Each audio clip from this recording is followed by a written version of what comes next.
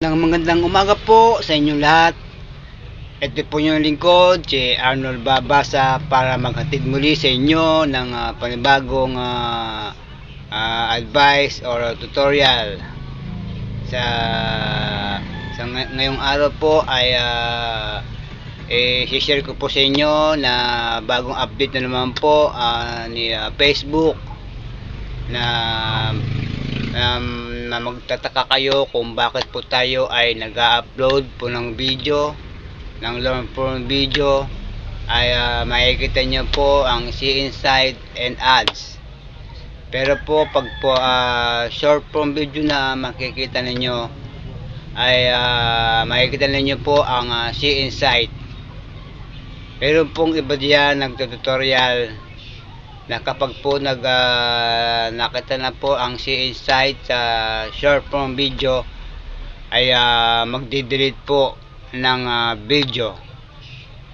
Nagkakamali po siya kasi po yan pong See Insight na yan ayan po ay may earnings din. Ibig ko pong sabihin yan po ay may earnings din yung See Insight na yan. Diyan po makikita ang earnings sa text, sa photo, sa short form video, sa video reels.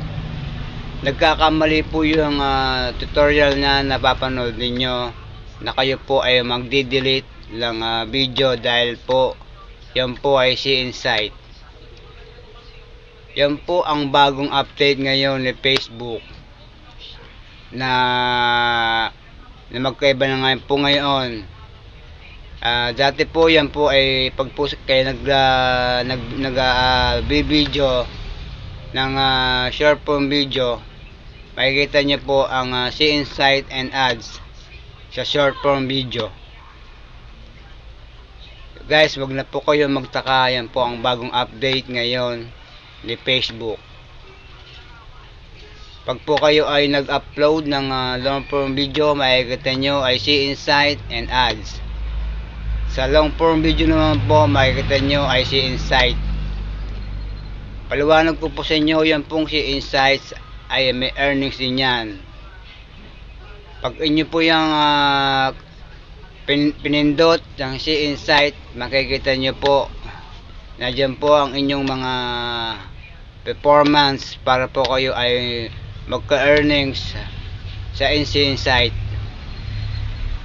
Guys, yan po ang panibagong update ngayon ni Facebook. See Insight and Ads and See Insight. Yan pong See Insight and Ads, yan po ay sa long form video.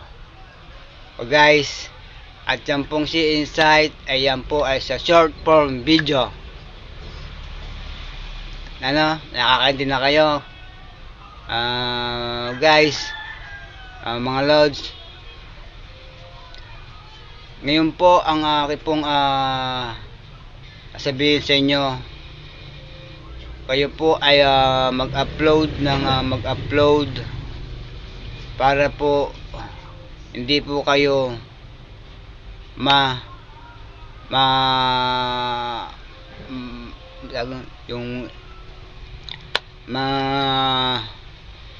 ma-detect ni Facebook at kayo po ay hindi na active.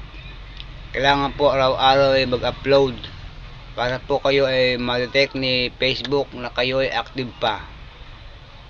Kasi po yan po ang paraan para po tayo ay ma-monetize sa lahat ng tools.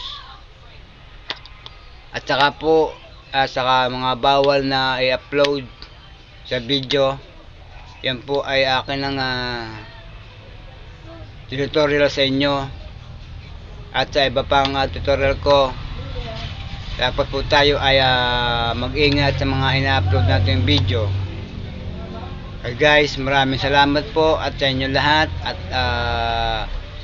sana po i-share nyo po itong aking video para po may pakalat pa ang aking advice sa mga baguhang content creator.